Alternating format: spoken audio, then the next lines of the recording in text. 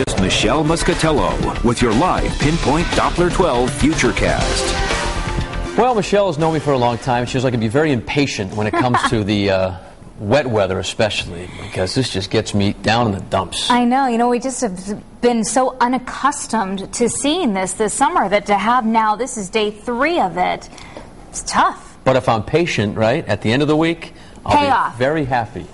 Big payoff. Let's go to the beach. Yeah, you're going to get some beach weather in here. You just got to hang in a couple more days. Live Pinpoint Doppler 12 radar.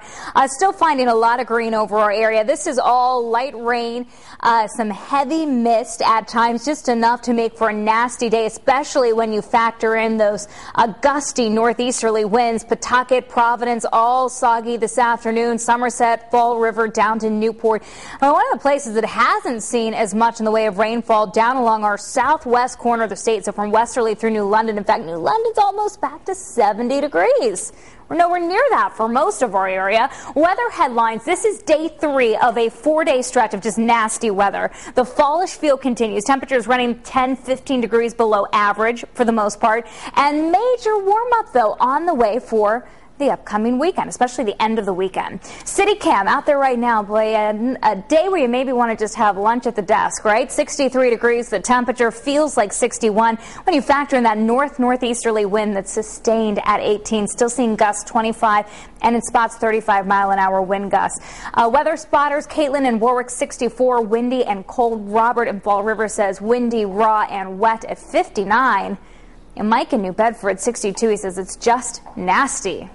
This afternoon, light rain, drizzle, dreary, cold. A lot of different ways you could describe this. 64 to 68 degrees for the afternoon temperatures. And then, 2 o'clock going on into the afternoon and evening, an abundance of clouds.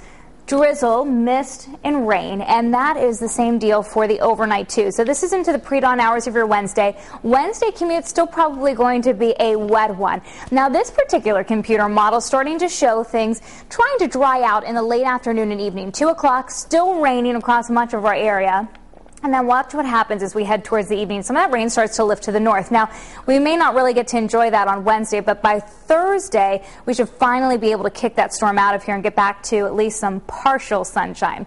64 Central Falls today, 66 downtown. We're in the mid-60s most areas for high temperatures. One of the warmer spots again down in Westerly, not quite as wet there. Northern suburbs, mid-60s, Cumberland and Johnston with that fall feel, and drizzle, windy, raw for Swansea, New Bedford, Middletown at about 66. There is a small craft advisory in effect on Narragansett Bay, gale warning in the open waters, waves definitely pretty rough out there. Overnight, more of the same, down to about 61 to 64.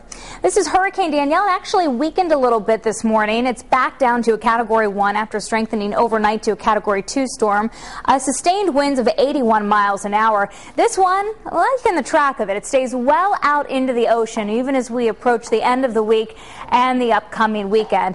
Still has the potential to do some more strengthening before it reaches into that colder ocean water. We're not going to write it off just yet. And there's actually another system right behind Danielle that could become a tropical depression as early as later today.